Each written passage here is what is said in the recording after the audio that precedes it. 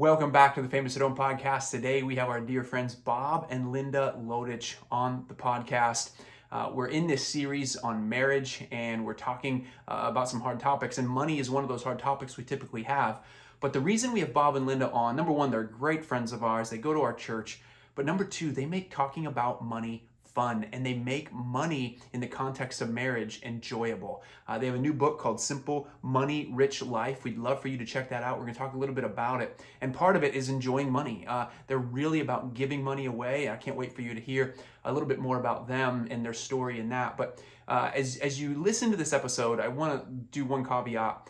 We are home today without help, and so there was a lot of fun moments where I'm in and out with kids, and so it was a very real episode in that regard, but also too, it was also a real episode in the sense that these guys have lived this, and they have lived they were two different money personalities, if you will, and they have come together in unity around money, and I can't wait for you to listen to that. You can also find them after the podcast on SeedTime.com. Make sure you find, and in SeedTime Money Podcast, they have their own podcast. He's an award-winning blogger and podcaster. So SeedTime Money Podcast, SeedTime.com. They have courses, they have a book, they have all these resources at SeedTime.com that are free that will help you guys get on the same team as it relates to money. So without further ado, join our interview right now with Bob and Linda Lotich. You are listening to the Famous at Home podcast with Dr. Josh and Christi Straub. Because when it's all said and done, we all want to know that we were famous at home. Welcome back to the Famous at Home podcast. Today we have our dear friends Bob and Linda Lotich on with us talking about money and marriage. Bob and Linda, welcome to the Famous at Home podcast. Yeah. Thanks you for having us. Yeah. We're excited to be here. Excited to chat. Awesome. Yeah, a few weeks ago, we actually had a double date with these guys. So we go to the same church, and we had a double date a few weeks ago. And while we were on our double date, we're talking about this, we're talking about money, we're talking about marriage, and they graciously gave us a copy of their new book, which I'm excited to talk about today. It's called Simple Money, Rich Life, Achieve True Financial Freedom and Design a Life of Eternal Impact. And this book is influencing us in a very big way.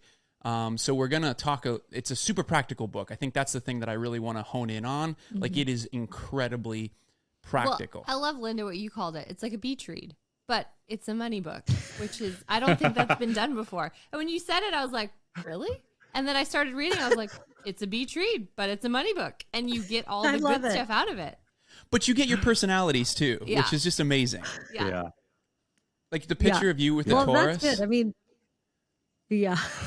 Exactly. The bubble Taurus. No, that's the greatest compliment we could be paid. That was the goal all along. How do we write a money book that people who have no interest in reading a money book will actually want to read? Right. That was the goal. So, well, hey, I'm going to start with this. And for those of you listening, we're going to put the book in the show notes. Please make sure you go get a copy of it, because this is not a boring money book. This is a book that Christi and I are actually going through ourselves currently. We're applying the principles, and this will be a game changer. I have a feeling this is a book that we will look back on, similar to what we did with the minimalism, right? Yeah. Like that one really influenced us. And you're friends with Joshua Becker, right? So I mean, that was one of those episodes that was one of those moments that influenced our family. We kept talking about it. I think this book and you guys, this is one of those that we'll be talking about for a long time, because I think a year, 5 years down the road, what you guys are doing will have influenced our family in such a dramatic way. So I don't want to over exaggerate that, but I can already tell that's what's going to happen. Well, you know, when it's just like, yeah, that's amazing.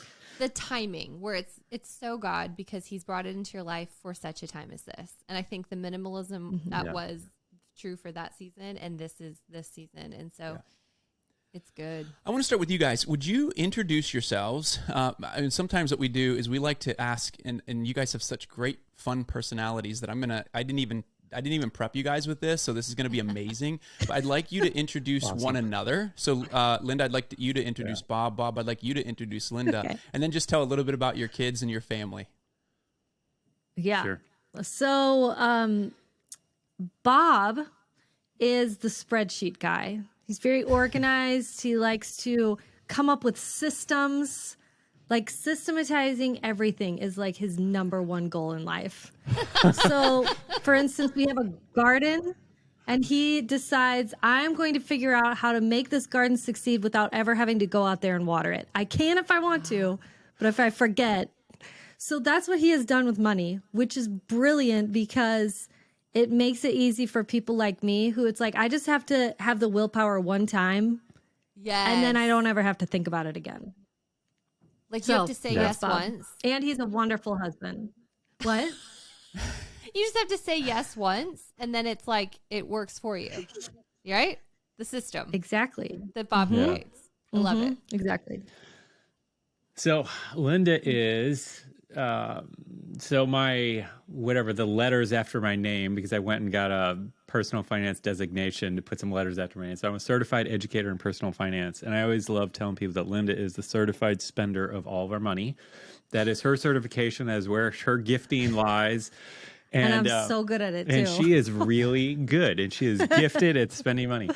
And so, and I'm sure there are tons of couples listening that we're talking to right now who they're very different than their spouse. And that is really common. And you can make it work. Like we are proof that you can make it work even if you're completely different than your spouse. Actually really good to be and different. yes, when you understand God's purpose behind the whole thing, and and you guys know this, there's a divine intention behind us being different. And then it's not just one strength and the other one's weakness. It's this complementary thing that God is doing. But you have to be aware of that, and you have to be looking for what those things are, Yeah. No, thank you for that. So good. Introduce your kids. We had some kids interrupt there. You may have picked that up. We are home today. Not feeling great, and so we don't have childcare, and so this episode is one of those real life episodes that you might get, a child poking in from time to time. We might be holding one at the end, and that's just the way it's going to be. So, we've done that before. Tell us about your kiddos, a little bit about your family. So we probably have less than 3 minutes before one pokes their head in here as well. That's but great. We have an 8-year-old, a 5-year-old, and a 3-year-old, boy, girl, boy. And they're amazing gifts that God has given us. We're so thankful for them. The boys are very chill. The girl she's a fireball. She's a fireball. That's amazing. That's the best way to describe them. Yeah. Chill, fireball, chill. We're the same, boy, girl, boy. And although our fireball's our 2-year-old. Yeah. He's definitely the fireball, who you probably have heard crying in the background. Hey, tell us a little bit about what you're seeing in marriages. What is the most common struggle that you see? What are where people are really struggling as it relates to getting on the same page with money? Can you speak to that a little bit? What's the big problem you're seeing the most? Yeah. I think that is the problem, like not being on the same page as your spouse with money. And I think what we've observed in our own marriage, as well as our students and, readers, is that there's so much power when you get on the same page, specifically financially, since that's what we're talking about here. But really all aspects of your marriage. But we just discovered, the verse says 1 can chase 1,000, 2 can chase 10,000. It's like a 10x multiplier when you're in unity. And we've just observed that in our marriage. Like when we have been in unity in our finances, it's like there is wind at our back and we're going down a hill on roller skates. It's like, it's just so much different than when we're pulling in opposite directions with how we want to use our money, how we want to spend our money, what decisions we're making, all those things along those lines. And so that is the big problem. So the question that, we keep trying to solve and help people with is, all right, so that's the thing. How do we get on the same page financially? How do we get in unity, since it is so important? And I think the first step, though, is to realize that it is possible, even if it seems impossible. It might be impossible with you and your spouse, but with God, all things are possible. And so you have to start there. You have to start by submitting it to God and stretching your faith to believe that he can actually do it. He can resurrect what might appear to be completely dead and dry and bring something back out of that. And so that is the starting point, that whenever we're talking to a believer, it's like, let's start there, right? Well, yeah, and I would add to that just that, I think this is something that you are helping people with all the time, but that everybody is bringing baggage about their finances into a marriage, usually. Yeah. Like, most people come from at least a little bit different backgrounds, right? Where you treat money differently. Like, one family comes from parents where they just saved and they had no debt and they just, did everything right. And they also had no fun. And then the other one comes from, the family that they just blew all their money. They never had any money. Or maybe the parent was like, they had a parent that was out of work. Bob's dad was out of work for several years, so money was tight there. I mean, it's like there's all different kinds of things that just give you an education without actually getting a formal education about money. Well, and beliefs that we've all established Right. based on what happened to us as a kid and with our parents. And we all have these underlying financial beliefs. And then we get married, and then, it's like, all right, now let's just see what happens, as Right. these things collide. But So yeah, I think getting to the root of that and like, can you lay that down for this marriage? Can you say, okay, let's see, what do you have to offer and how does that change the way I have been viewing things all this time, right? Yeah, it's so good. And so tell us a little bit about your journey. I love the way you start the book. I didn't love your journey, Linda. It's so wild, just that opening story that you write about, because it took me back to our early years as well, and what Christi experienced. But the story that you talk about, and then just how we see things, how we get, just having a different perspective. But I would love to hear a little bit about your money story, kind of your money vision, and because I think it's so beautiful on helping couples get on the same page and same team with money. So yeah, I mean, I think, okay, so I'll start with this. We both got married. We aren't the ones who, like, the financial couple who it's like, we've always had our stuff together. Like, we were the No. opposite. We got married. We were both in tons of credit card debt, complete mess, and figuring things out as we were going. And But that's where can we you just began. share That's real how quickly we while got you're married. Sorry, I don't mean to cut you off, but I want you to share how much debt you actually have paid off together so that people can hear this. Yeah, so at this point, total, it's over $400,000 of debt that we've paid off, which So includes a mortgage, in there as well, but lots of credit card debt, car loans, student loans, whatever, all that stuff, It's amazing. And to God be the glory, and we can get into some of the practical nuts and bolts of how we did all that, but anyway, so yeah, we got married. She had no interest in any of this financial stuff, right? Fair to say? I just said, can you just fix it? Because he's the organizer, the systematizer. And so I said, can you just do it and then tell me what to do? I don't want to have to ever think about this again. No, her biggest prayer in her entire adolescent, life was she wanted to marry a man who was good at math, so she didn't have to think about money. Like, that was it. I Didn't got matter it. how good looking it was. It didn't matter that I had a job. Like, nothing. He just needs to know math. I did not know that. So- That's so funny. That's a great very practical standard, though. That's amazing. I knew it was my weakness, and I was like, God, you got to help me out here because, I didn't even know to like ask, can he be good at finances? Like, I just said, can he be good at math? Like, it's not the same thing, but God knew what I meant. God knew what you meant. And anyway, here I am, knight in shining armor. I know. So we end up Knight in getting shining married. spreadsheet. Again, shining spreadsheet. There you go. So we get married, and we're trying to figure this stuff out. I had, been through my kind of crisis point with God, where I'm like, I am such a mess. Like, kind of my breaking point, to the point where it's like I cried out to God. I'm like, I need help. Like, I'm just a complete fool. Like, I thought I knew everything, but I'm clueless. So I was like on my journey of, all right, trying to do like slightly less dumb things with my money and moving forward. So then we get married. And so we're trying to move, get on the same page. And Linda was a trooper because like we were making some pretty big sacrifices at that point because we had brought a lot of debt into the marriage. We both had very low paying jobs. We just didn't have much money to kind of move the needle on it. And so as a result, it's like, all right, we just need to cut stuff. Yeah. And we had a pretty tight and cozy budget in those early years. And Linda, had, because she was a professional spender, like living at her mom's house with like 2 bills, she had to cut her spending way back, and she did it with only crying like a couple times. I mean, it wasn't too bad. Like, more than a couple, but that's okay. But we made it. We're still But married. we made it. Yeah. I was just so happy not to have to think about it anymore. You know, I just was like, that's fine. This is miserable, but I also am so glad that I don't have to think about it anymore. Well, let's go from there. Because there was that initial thing of you're like, I just want out of this. I'm willing to yield and let Bob kind of set some of the rules or guidelines for what we're going to do. But ultimately, God led you back in, right? Right. It is funny that I'm like sitting here talking about this because I was so uninterested.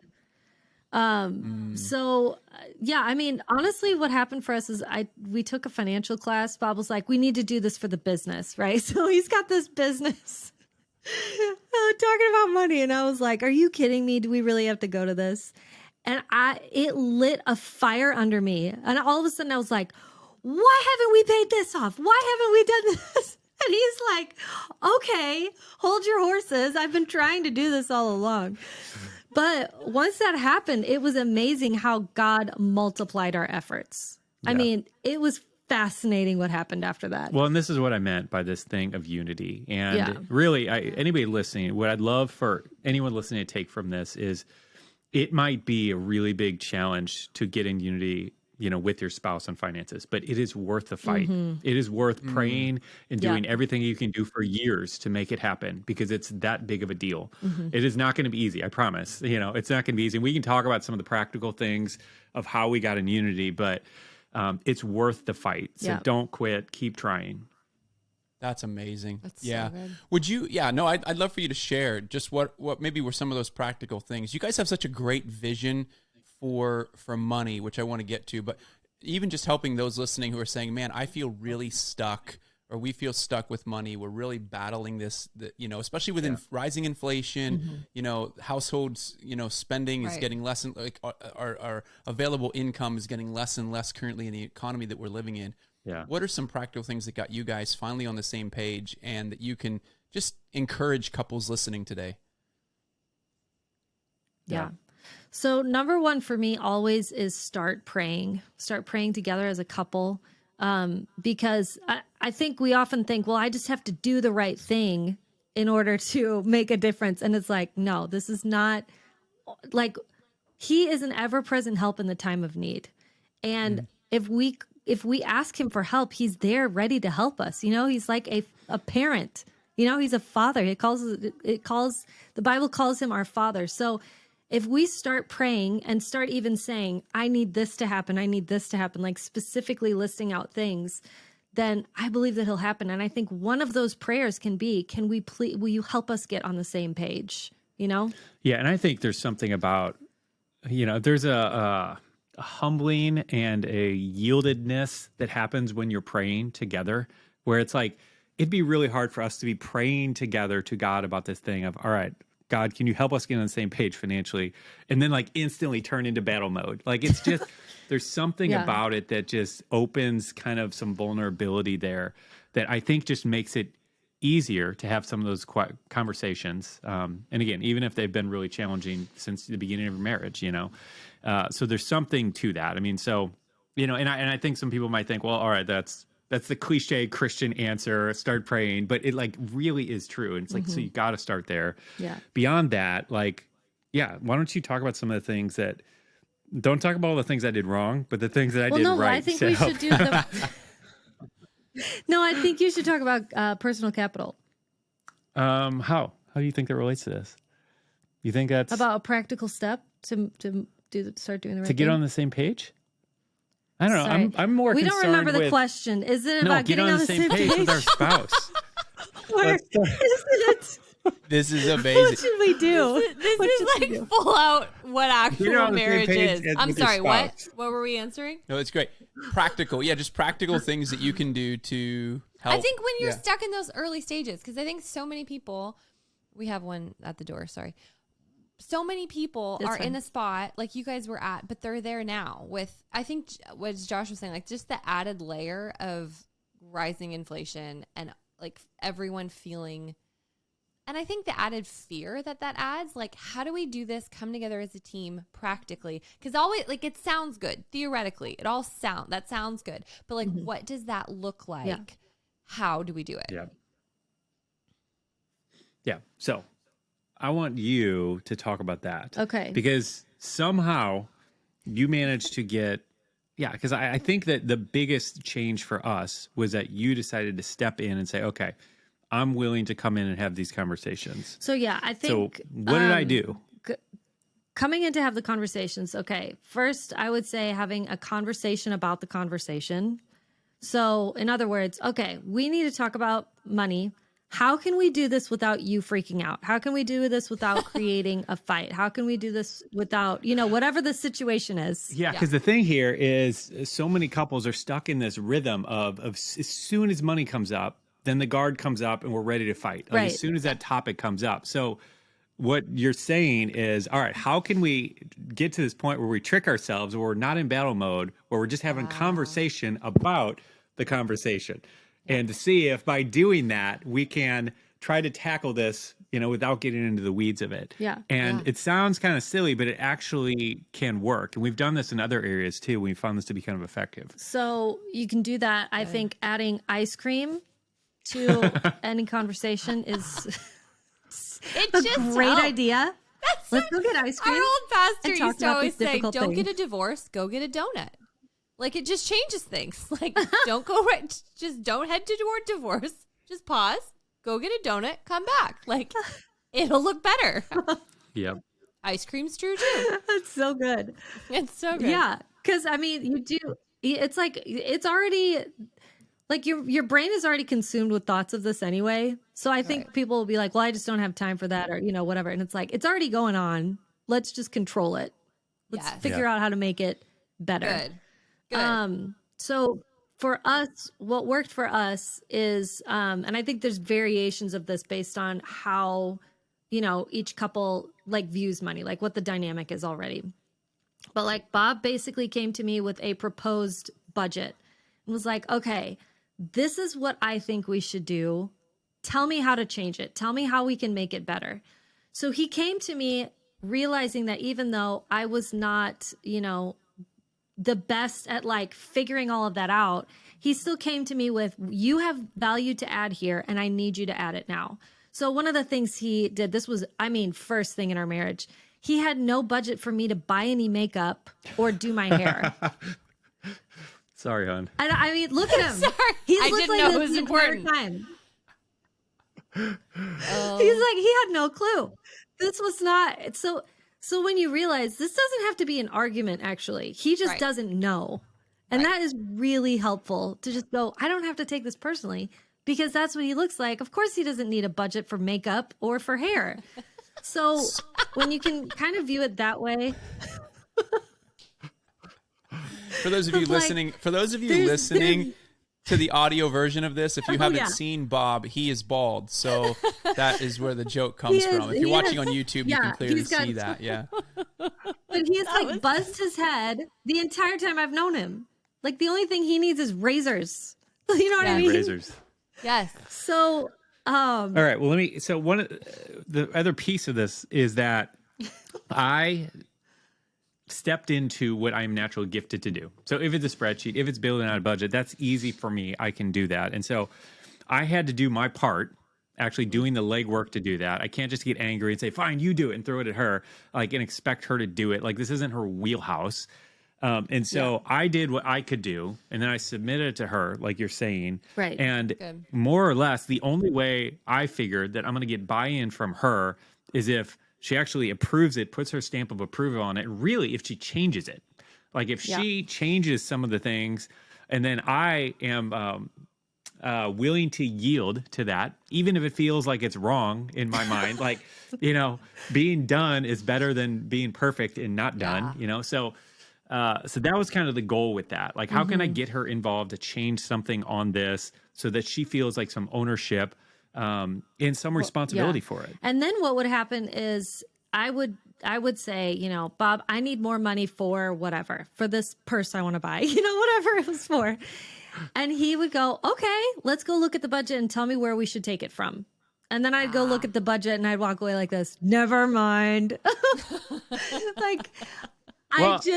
Yeah, and not in a well, you go figure it out, but in a, this is the actual let's picture of figure- what's going on. Yeah. we're in this together. And it's like, Right. I'd love to Find figure it. this out for you, but like, we have to do it. We got to pull it from somewhere. Like, we can't just make the money up, you know?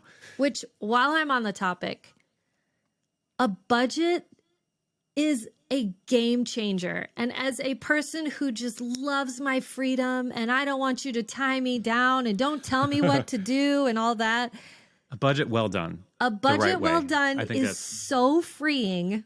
It is so much better than having all your money in one big bucket, because you don't know what is going where. And you're like, oh man, well, I just paid for that thing, but it hasn't come out of your bank yet. And so you're not really sure exactly how much money you have. And then maybe the one bringing in the money is saying, don't spend all this money. I've worked so hard for this. And you're constantly having to ask permission to buy stuff. Like, all of that is gone Yeah. when you know where your money is going and what it can be spent on. Yeah. When you do it the right way, and there's a lot of people doing it the wrong way, but when you do it the True. right way, a budget, spending plan, whatever you want to call it, it's absolutely freeing. Yes. It's one of the best things you can do for your marriage. Yeah. Okay, this is so but, good. yeah. Okay, how does that, when you say a lot of people are doing it the wrong way, like, talk to us about that real fast, because I'd love to know, because I think there's a lot of us that have like grown up with, like, even like Ramsey-esque, financial peace, like those sort of like systems, and we're like, we're familiar with them. We try to employ them, but maybe we're not doing it right. So talk to us about that. Yeah. So I think the biggest piece here, I mean, well, there's a lot of different directions we go, but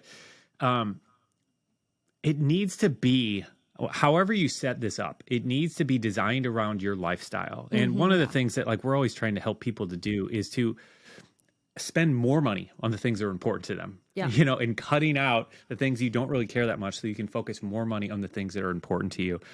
And that's, like Linda's talking about me just being a systems nerd, like, that's how I think, like, how can I optimize things and cut out all the waste of things I don't really care about, so that I can spend the most on the things I really value and that are important to me.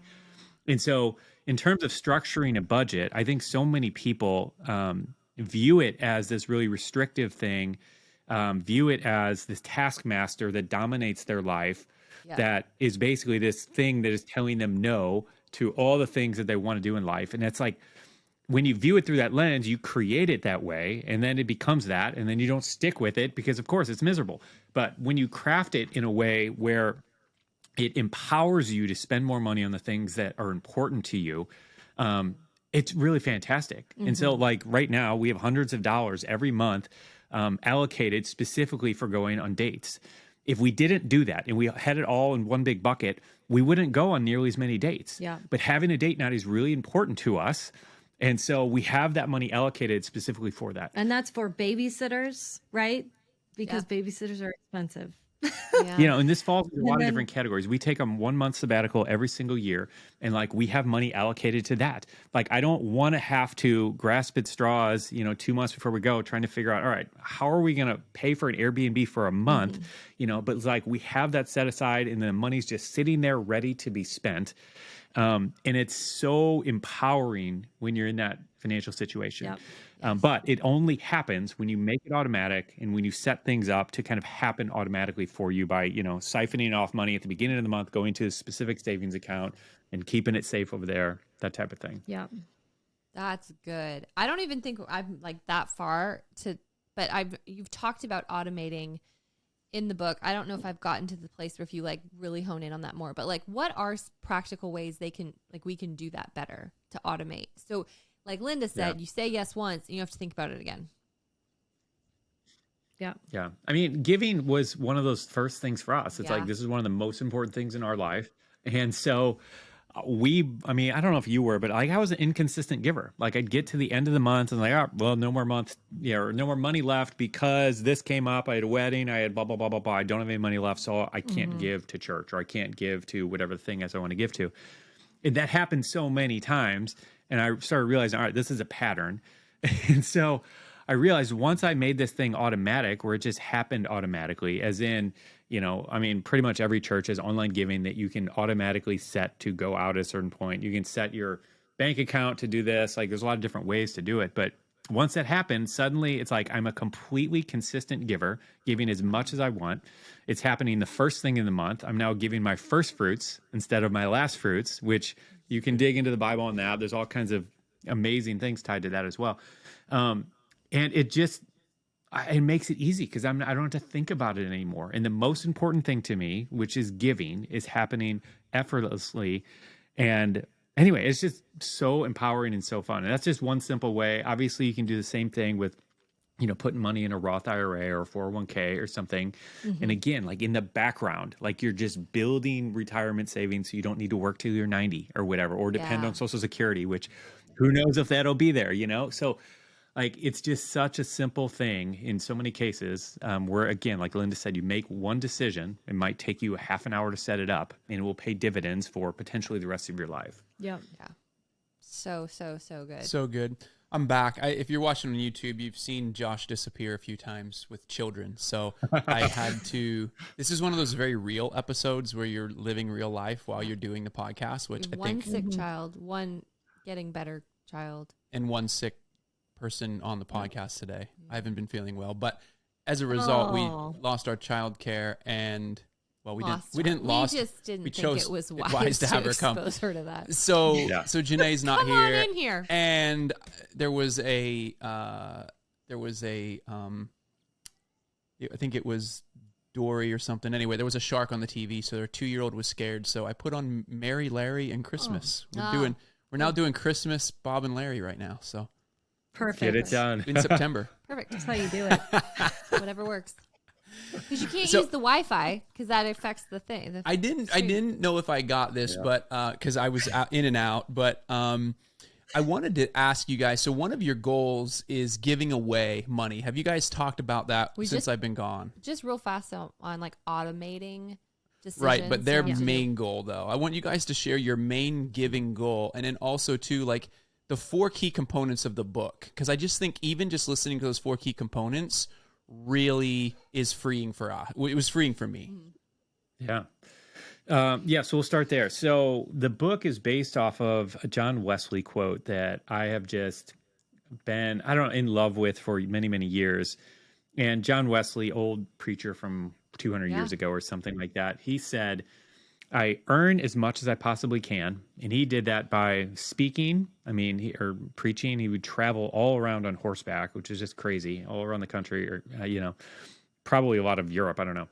And so he was doing that and then writing. And so he was doing everything he could to earn as much as he possibly could. And which is fascinating. As I was doing research about him, I found out that he was actually one of the highest income earning people in all of England at the time. So not just highest income earning preachers, but people in all of England, which is crazy to think about. And so he was just really focused on earning as much as he could. So we started with that. And the second part of the quote is, I save as much as I can. And by save, he meant like reduce his expenses, eliminate unnecessary waste. And he said, I do both of those things so that I can give as much as I can. And so that quote has always just resonated with us. And it's kind of been like, a guiding quote for us, like in terms of how we make our decisions and how we handle our money and how we're doing things. And in the process of kind of creating this book, and just identifying our unique spin on everything, we added this element of enjoying everything. And because I believe that we can enjoy all facets of our financial life, because there's so many people who are miserable at their jobs, miserable with making money any way that they're doing it. There are so many people who are miserable with trying to have a budget or trying to reduce expenses. Or like, I hate this. And then there's so many people who hate giving, like I used to do. I used to hate giving. So you can hate all these things, or you can actually enjoy them. I believe that there's a way to do that. And so that's kind of what we are trying to help people do, is actually enjoy all these different facets of their financial life. And then in terms of how that kind of ties into us and our specific goal of giving, we've always had a desire from those early days of being engaged. We wanted to, when we didn't have 2 nickels to rub together, and when we were making like $10 an hour at our jobs, we had dreams of being able to give away millions of dollars. And so that's our big picture goal, is how many millions of dollars can we give away in our lifetime? And one of our biggest milestones that we've reached to date that we've celebrated is we reached the $1 million point. We've been able to give away $1 million at this point. And we don't say that to like pat ourselves on the back, but just to give God glory, because like we know where we were and we know how impossible of a thing that was. Yeah. But if God can use us to do that, then certainly he can do that on a lot of other people as well. Yeah. Man, and it's so fun too to hear. By the way, I'm back again, and our 2-year-old now has chocolate. He wanted a knack, and so that's 2-year-old language for a snack. And I know what a knack is. A knack, and now he's got chocolate chips in a bowl at the table. So for those of you listening, dangerous. like if you guys are like this is real life, and so if you're wondering the behind the scenes of what things actually look like, sometimes you got to do what you got to do. Just like they do at your house. That's what they look like. Got to do what you got to do. No, and I love that because, for me, it's this sense of, we live in such a culture that's all about consuming. And I seen this chart, and I can't remember the name of the guy who wrote the book, but it's this theory of happiness. And it's this whole idea that when you basically there's what you have and want. So what you have, if you have something that you want, there's delight. You have something that you want, there's delight. But that's limited because you can only have so many things that you actually want in life because of finances, right? And then there's this other category that's you don't have what you want, and that brings discontent. And that's theoretically unlimited because you can want a whole bunch of things in the world and not really truly get it, right? And then the other quadrant of that is that you want or you have what you don't want. So that could be an illness, that could be whatever, but that brings about pain. Mm-hmm. And we live in a culture where that's theoretically unlimited because we live in a 24-hour news cycle. We have things we don't want. We're seeing world wars, we're seeing wars going on all over the world. We're seeing all of this stuff, famine, you name it, but we have access to it by the minute. And so that's theoretically unlimited. So the two categories that are theoretically unlimited are pain and discontent. And I'm going to link this in the show notes, this book, so you guys have access to it, because I can't remember the author's name off the top of my head. But the only way, he says, to combat those two categories is to press into people and press into circumstances that you don't have what you don't want, where people have what you don't want. So you don't have it and you don't want it, and to serve them well, because that's what's going to lead to gratitude in your life. And that is theoretically unlimited because you can give and give of your time and give of your finances and be grateful, but you're also serving those people that have what you don't want.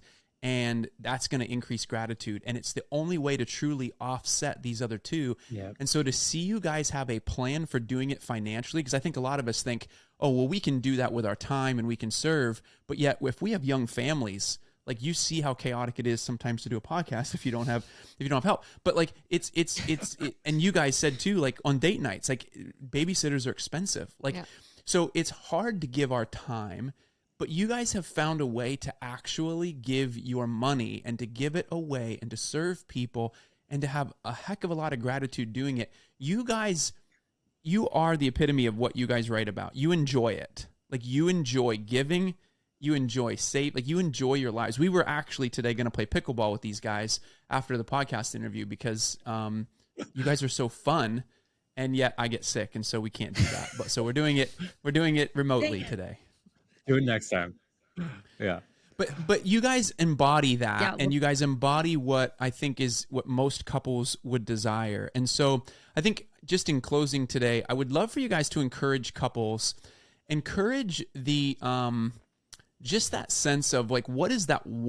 I know you guys had said pray earlier, but for the couple that's just like, they are really stuck right now. First of all, I would say go get the book, because that's what's going to help you get unstuck, I think.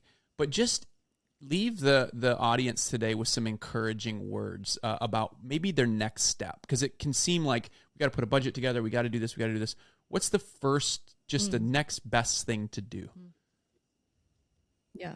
Do you want to go or you want me to go? You go. Yeah, so I agree with starting with prayer. I think that makes a whole lot of sense. Yeah. And and we have financial classes that we do. We have a book, obviously, we've talked about, but it doesn't matter. Like the thing I think that helped us get in unity was just that we went to this class, and I don't even know that it was the class we went to as much as the fact that it gave us a reason to have a conversation about some of these things, because each week we were going, this thing was presented to us and we're driving home and it's like, well, I guess let's just talk about it. You know what I mean? So it kind of like forced our hand to have some of these conversations rather than just continue to push them in the background, pretend like they're not there. It's like, things are fine. We're going to be okay. Like just ignore it, because it's like, it doesn't have to be that way. You don't have to keep ignoring it. And in fact, I wouldn't recommend it, Yeah. And so whatever it is, like do something, take a class somewhere, get someone's book, whatever. But like that simple exercise, it's just powerful. It's just powerful when you're doing something in the financial space or and it's like, and it's not even just money. Like we've had the same thing with marriage and like reading your guys' book. Like we've had the same type of thing where it's like, it gave us a reason to talk about some of the things and therefore we addressed them. So I think that's a great kind of first step. Is to actually take some action on whatever, some sort of financial education. Because, I just think that's a great place to start. Good deal. Yeah. Good. And may this podcast episode be one for you guys. Like pass it on to your spouse and say, hey, just listen to this. Like let's figure out a way to get on the same team with this. Actually, that's a really great idea because it's a gentle way to be like, I want to have a conversation. And I think, but like, this is why, like, it's piqued my interest. I feel like we need to go there. It's the conversation about the conversation, like you talked about. I'd love to, can I ask one more question? Do we have enough time? I'd love to just ask, like, how did you guys make the switch? Because, like, I mean, we heard the story from the beginning of where you were at, like, our superstar spender over here, my friend. And then you've now switched to being like superstar givers. And like that actually brings you a lot of joy. So like talk to me about how did this switch happen? And obviously I know it didn't happen overnight, but what happened in that process? That's a good question. Well, I think I should say that I'm still a superstar spender. This and didn't. we both are, like, just being honest. We both like to spend some money, but I will give you a story where it's like God gives you these revelations, and all of a sudden you're like, whoa, I didn't see it like that before. Okay, so I sort of get like an idea of something in my mind that for some reason I have to have it. And my life will be complete once it's in my life. So much joy. I hope I'm not alone in this. No, so much joy. But I had this bag. I had this bag that I wanted, and I was saving for months to get this thing. Actually, there were two bags. I couldn't decide which one I wanted. Oh my gosh. I mean, I would go, I'd look at these bags, I'd hold them, I'd try them on. I just was obsessing over this thing. Okay, for a while. Okay, it's embarrassing, but I don't care. I'll be embarrassed so no one else has to. So I did this, and I was sitting in church, and I was honestly praying, Lord, which one should I get? Okay, I'm shallow. All right, this is where I am as a human being. Lord, which one of those purses should I get? Holy Spirit, direct me to the right bag for me. And he literally just, I felt like he was saying to me, why don't you buy that person a bag instead? Like, look, just straight out. How about you just buy that person a bag? Like, that was it. That was the only direction I got. I was like, oh, well, all of a sudden, what happened was it took the focus off me and off this bag, which was exactly what I needed. I mean, it was stupid how much attention I was putting towards this object that I don't have anymore. Okay. So, I mean, it was like through doing this. And then I was like, okay, you're right. And I thought about this person and I was like, they don't have one nice bag. They have been struggling financially since they got married. And something like this would really bless them. And it was like it vanished from my mind. My selfishness vanished. And so I think that when we can get that revelation that we are much happier. Like I would honestly put this in the category of being tormented by this thing, which when you really think about it, it's like it's like something that the enemy was using, something that I Yeah. would normally enjoy, but it was like he was using it and pushing it just a little bit too far Yep. to where I could not even enjoy it anymore. I mean, it was just, and I know it's funny because it's a purse, but it was very But that's real why to it's me. such a And great so example, I went right? and yes. Yeah. It's like that's It's like such we a all have those things. practical, yes. But like we can all relate to that feeling where it almost overtakes you. I'll be super like for us for a season. I feel like we've kind of backed off it now, but it was like we wanted a farm. We want a farm. We want a farm. We're buying a farm. It was like it almost took the joy out of it because it was like must have farm, must buy farm. We might still buy farm one day, but like it was this weirdly intense season of wanting something so much. And I think I know friends who could relate with like children and putting that in that category where it's just this thing and good things like purses, farms, babies. I mean, arguably they're all good things. Purses and babies in the Maybe same some category. are I a don't bit know. higher on a scale, but anyway. But not for whatever reason in that season, it wasn't for you. Like it was like the thing you wanted. Yeah. And it's almost like, and I don't know if it's envy at the root or greed or what it is, but it becomes this like driver. It's like you get up and you're on this treadmill, just like going after this thing, but it becomes all consuming. And I totally relate to like what you're saying in that that's a horrible feeling. Actually, it totally steals the joy, but you keep running on this treadmill in effort. It's like I picture like, you know, when they used to put the carrot in front of the horse, you know, I don't know if they ever actually did that, but you know, you have that visual of in like kids books or something. And it's almost as that sense where it's just like, oh, just keep going. There's no joy on the other side. It becomes, I think it just takes our focus off the one we are to adore and to go after with that, like ferocious, like we're just so bent on this one thing. And so I love you for sharing that story. And I like absolutely get it. I think everyone does because we can all put our thing there, you know? And I think that that shifter too, and how quick that was, like, I think that's super significant. Like that's a total revelation of God when you have a shift. Yeah, I mean, Absolutely. Remarkable. And one other, I mean, one thing I'll just share along these lines that really helped me, and which I think you would probably say the same thing, is once we started, this is like another life hack. It's like if you want to do something that isn't fun to you, which giving wasn't fun to either of us, find a way to make it fun.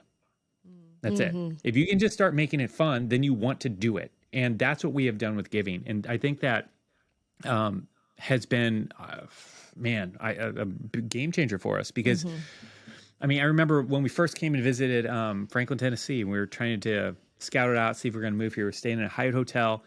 We were getting ready to check out, and we had stayed one night, and I was going to leave a tip for the house cleaning woman. And I went into my wallet, and all I had was a 20. I'm like, that's a little bit too much. I'm not going to do that. And I'm like, well, I guess, like, that's fine. Just go for it. So I threw a 20 on the pillow right as we were walking out. And as we were walking out, she was walking in our room. And so I walk down the hallway, and I get to the elevator. I press the button. And then as, like, the doors open up, she comes running down the hallway, like, in tears, jumping up and down, and, like, thanking us profusely for this tip. And I remember getting in the elevator and talking to Linda and just being like, that was $20. Like we could have blown that so quickly in so many different ways and never thought about it again. But that made such an impact on her life. If we can do that with $20, wow. like how can we not just keep looking for opportunities to do this? Like we'd be so foolish because that was a moment of joy for us. Like we were happy the rest of the day. Like she was thrilled, but that's what's so beautiful about it. But the byproduct of generosity is that multiple people are positively affected, including the giver. And most people don't think that. They don't realize that, you know? Yeah. And I think that's one of the things that's so great about giving is that, or one of the misconceptions is that if you give, it has to be this sacrificial thing where you're like, I don't really want to give this, but I'm being forced to. And I don't think that that's true at all. I mean, Bible says that God loves a cheerful giver. I think he does that because he puts things on our hearts to give. And when we give them, we get the benefit, right? Of it's more blessed to give than to receive. Like these are all scriptures in the Bible that I feel like have been turned just a little bit into making it feel like, well, you better be a cheerful giver instead of, no, I actually want you to have fun doing this. Yeah. But it's like, yeah, give that woman $20, give her $100. I don't care. Give her $1,000 for all I'm concerned, because it's so much more exciting to be able to do that. And like you talked about that, Josh, of like seeing something that someone else maybe needs or has that doesn't want, right? And being able to like help with that really brings so much more joy into our lives. It burns off selfishness, and it's just a better way to live. Yeah. And the unity that I think that you guys are a living testament of this, but the unity that it brings into the marriage, your home, into your home in a way that wasn't there before, because instead of arguing over money, now you're like thrilled about it, and you're like figuring out ways to be unified in giving away or saving or that type of thing. We just recently came to this conclusion ourselves, and that was we're just. Because Christi and I, when we do something together, we do it really, really well. And so we're like I don't say that conceitedly, but like we're like high achievers. We're like two high achievers. When one can put 1,000 to flight, two can put 10,000. Like when we get together, we're like but there's been so many seasons where like our focus is just not on the same thing. I'm homeschooling the kids, but when we actually get together on a thing, it's powerful. And that's what I said when we opened up the episode, kind of coming to a close with it, but in a good, like a roundabout way. Like that's what I was saying in terms of this is why this book has helped us so much, is because we know now we're ready to get on the same page the way that you guys have as it relates to saving and giving and enjoying. And I would even add to those listening, like, I don't think we thought we weren't on the same page. Like, I think we thought we were fine. I think we are for the most part, but not in the way that we're in it'd been more of a burden than a joy, right? Yeah. Like, and it feels just more of like a purposeful, like we've got now vision for where we're going, and that lights a fire under you. Like you're saying, like once you like get it, you're like, So like, I really think we'll now see the fruit of doubling down our efforts just because of we feel united in the vision and on a purpose. Yeah. Guys, thank you so much for, I don't know if you guys can hear in the background, we got a 2-year-old screaming and probably about ready to come in. But I just want to thank you both so much for being on the podcast, being on this episode as we wrap up our marriage series. And thank you for having us, guys. It's an honor. We should probably go parent now. Yeah, we should probably go parent. We love you guys. Thank you. Go get their book. It'll be in the show notes. We love you guys. Until next week, keep in mind that the greatest red carpet you will walk is through your front door. I'm going to go be famous at home. We love you. See you soon. All right. See y'all. Bye.